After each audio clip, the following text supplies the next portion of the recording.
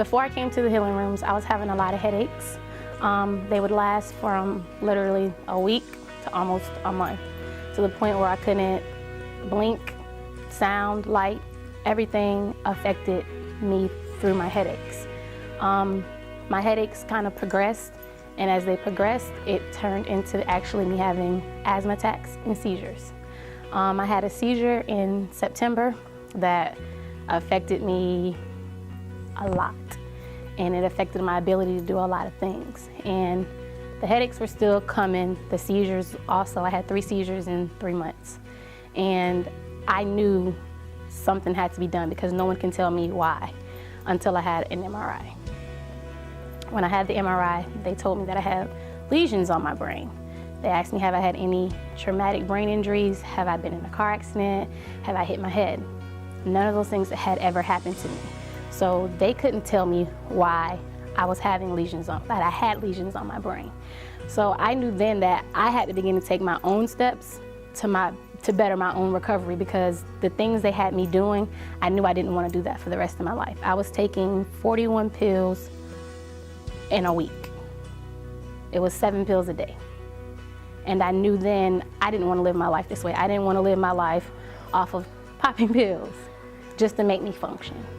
So I kind of was like, okay, I've been to the healing room before, and it was phenomenal. It was amazing. It helped me in so many different ways. And I knew then for me to basically come over this hurdle, I had to go back, because I knew only God can fix whatever was wrong, because I did not want to accept what they told me.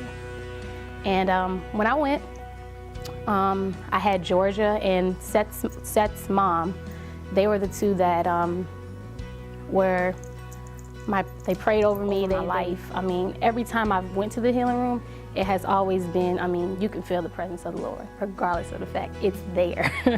Can't nobody change that, and that's what I love about it. I mean, once I had all my prayers, once I was told what I had to do, I mean, they gave me different things to do, different prayers to say, different things to basically declare over myself, and things to rebuke and not to, believe, and not to be in those mindsets, because I knew I was starting to believe what was being told to me, because my headaches were still coming. I had a headache prior to me going there for 2.5 weeks that had not gone away. And I was scared that my headache was going to cause me to have another seizure.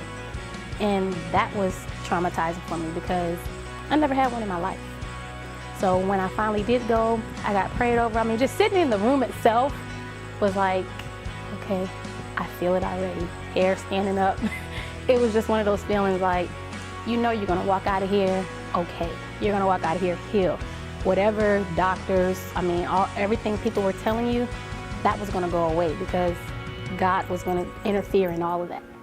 And having them lay hands on me, having them pray over me, having them do all those things to me was exactly what I needed. I knew I couldn't fight that battle alone. After I left the healing room, awesome. No more headaches. I stopped taking my medication. That was something that I chose to do. I know I shouldn't have, but I knew that had to come with it at some point in time, because if I continue to take those pills with no headaches, no seizures, I felt like, what was the point?